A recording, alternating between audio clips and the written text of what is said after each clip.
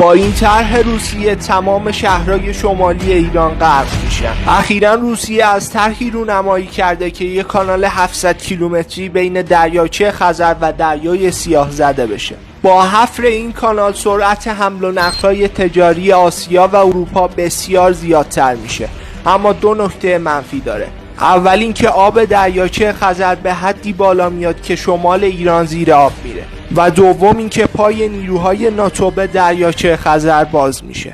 گفته شده کانال خزر قرار 6 میلیارد دلار برای روسیه آب بخوره، اما کاملا به صرف است. اما جدای از اون دو نکته منفی مزایایی هم داره. دریاچه خزر به آبهای آزاد وصل میشه و دیگه نباید نگران خشک شدن اون بشیم و یه سری منافع اقتصادی هم میتونه برای ایران به وجود بیاد.